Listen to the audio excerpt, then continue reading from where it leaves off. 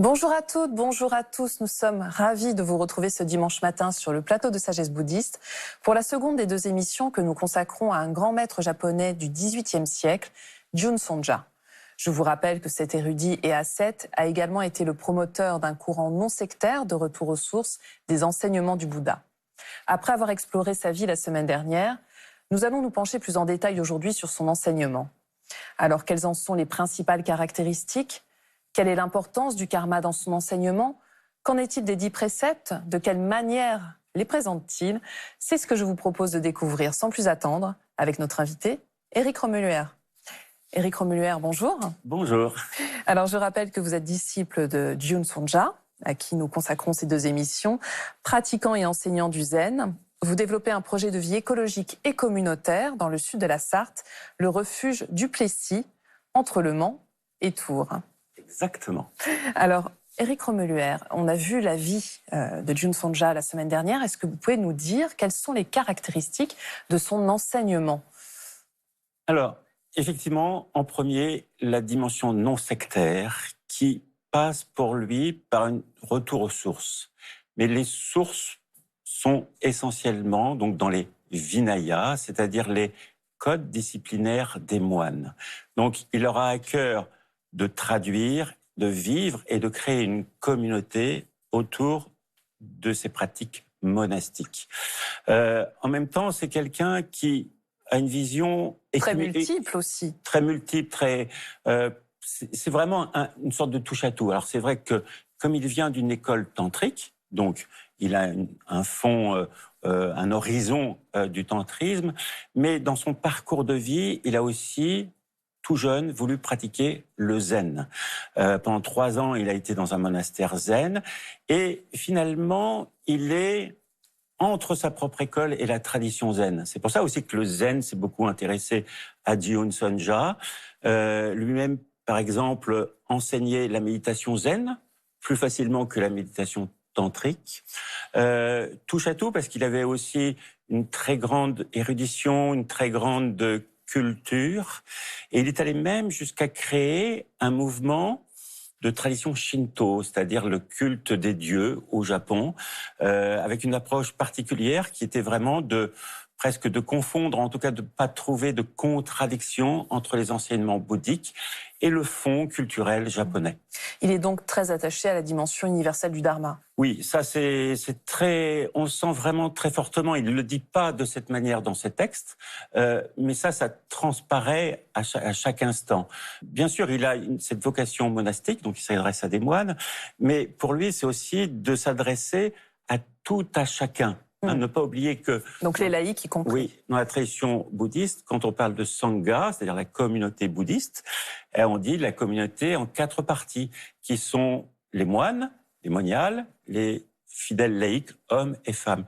Donc il est très attaché, et par exemple, dans beaucoup de ses sermons s'adressent de manière très simple aux laïcs, et ils nous sont transmis dans la langue des laïcs, c'est-à-dire dans le japonais courant de l'époque, ce qui n'est pas habituel non plus à son époque.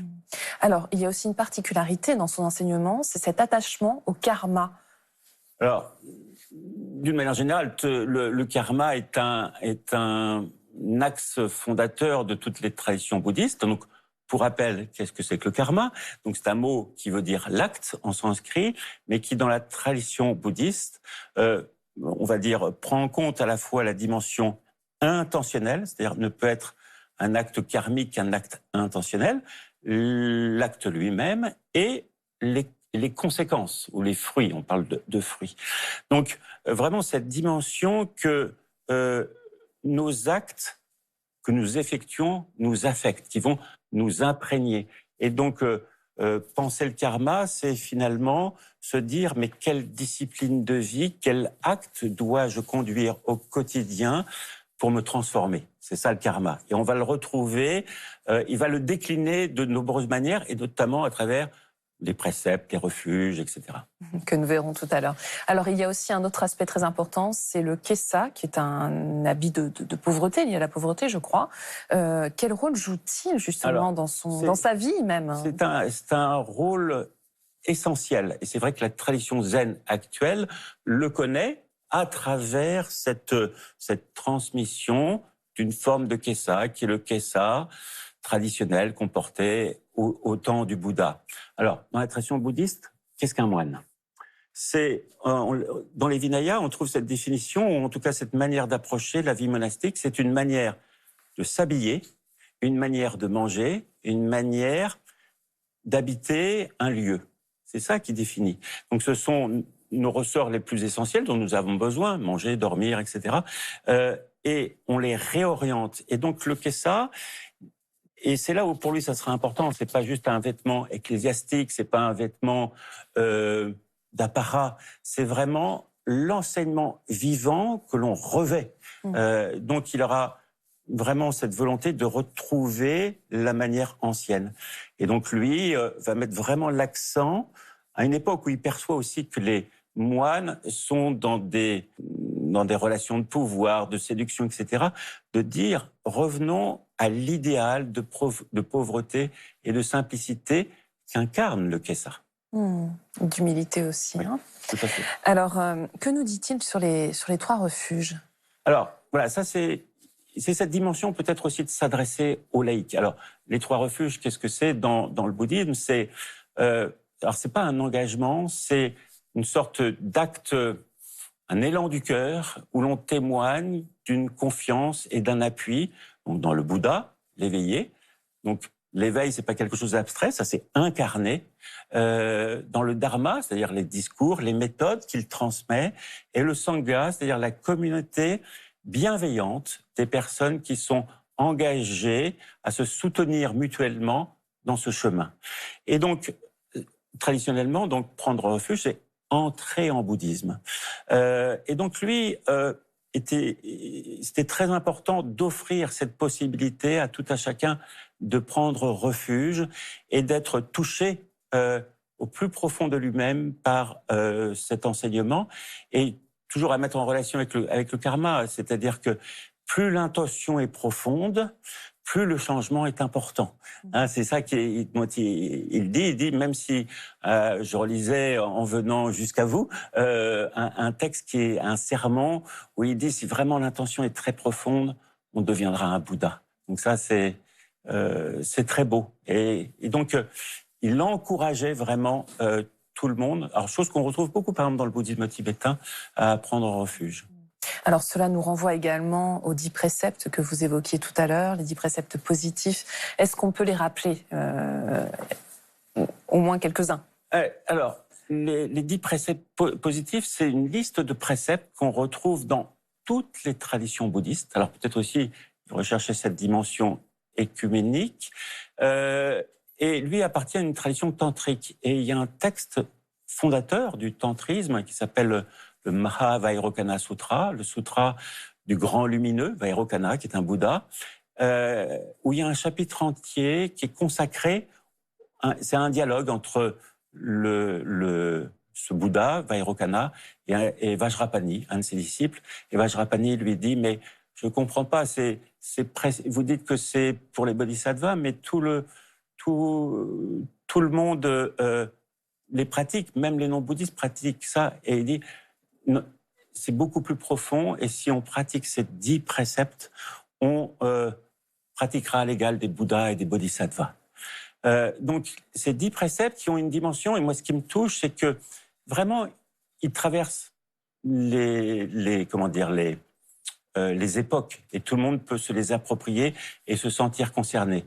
Donc, il y en a 3 pour le corps, 4 pour la parole, c'est vraiment l'importance qu'on attache à la parole juste, et 3 pour l'esprit. Hein, le karma, on parle toujours le karma sous ces 3 aspects, corporels, vocaux, mentaux. Donc, ça commence le premier, ne pas tuer, hein, ou plus exactement, ne pas prendre la vie. Et lui-même, dans un de ses textes, il dit ne pas prendre la vie, protéger tous les êtres jusqu'aux petites bêtes qui grouillent. Voilà. Alors, on ne va pas tous les lister, ce serait un petit peu long, Éric Remulier, mais finalement, est-ce qu'on peut se dire qu'il constitue une morale universelle qui précède toutes les autres disciplines? Oui, et là, il a quelque chose de très original, c'est-à-dire qu'il trouve dans ses préceptes, qui appartenaient à son école, mais qui appartiennent aussi à toutes les écoles, quelque chose que tout le monde peut s'approprier, et il écrit qu'ils sont antérieurs à tous les préceptes, ou que tous les autres préceptes de toutes les écoles, finalement, sont issus de ces 10 préceptes. Donc, dans l'émission précédente, je parlais de l'empereur ou de l'impératrice, et pour lui, c'était naturel que l'empereur et l'impératrice reçoivent ces préceptes.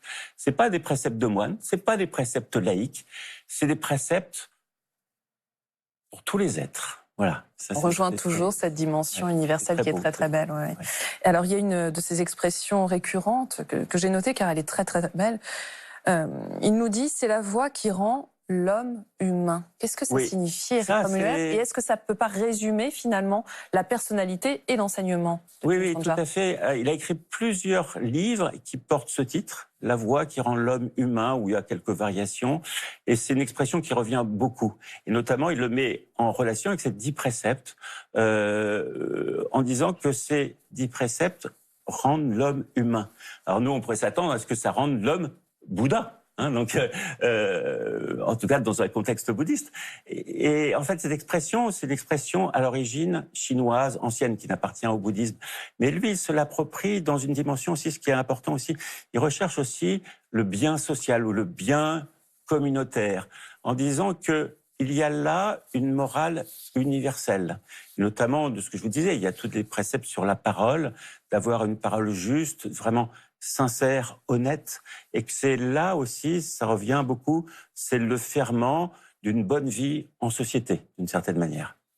Alors, avant de nous quitter, Éric Remuller, j'aimerais que vous nous disiez quelques mots sur le refuge du Plessis dans le sud de la Sarthe, que j'évoquais au début de cette émission.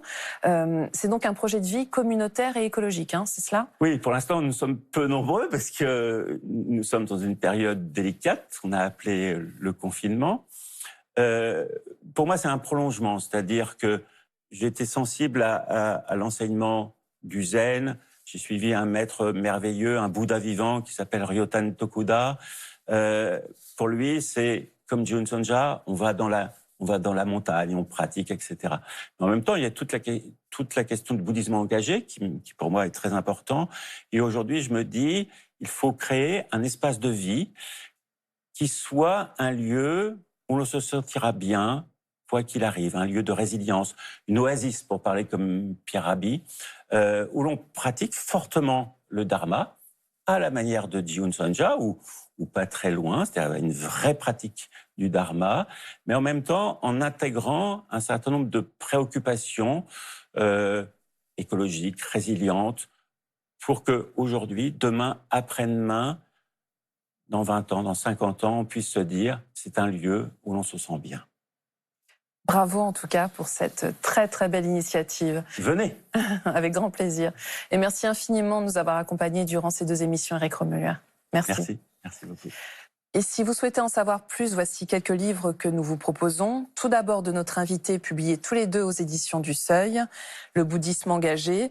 Éric Remuller en retrace l'histoire et présente les différentes figures et orientations de ce bouddhisme engagé. Un ouvrage qui propose également une réflexion bouddhique sur le monde d'aujourd'hui et ce qu'il réclame de l'homme. Et aussi Les Bouddhas naissent dans le feu, aux éditions du Seuil. Zen et vie quotidienne, de Taizen Deshimaru, publié chez Albin Michel. Cet ouvrage est le fruit de la pratique de Zazen enseignée par maître Taizen Deshimaru, expérience fondamentale de connaissance de soi, des autres, du monde et du cosmos. Et enfin, le bouddhisme Zen Soto de Kō Shizan aux éditions Sully. Celui-ci, qui fut le supérieur du grand temple de Soshiji, apporte une contribution majeure à la compréhension de la pratique de la doctrine du bouddhisme Zen Soto. Vous y retrouverez entre autres un éclairage sur le rôle essentiel de Kezan. C'est la fin de cette émission. Vous pouvez la revoir pendant 1 mois sur France TV. Nous vous souhaitons un très, très beau dimanche.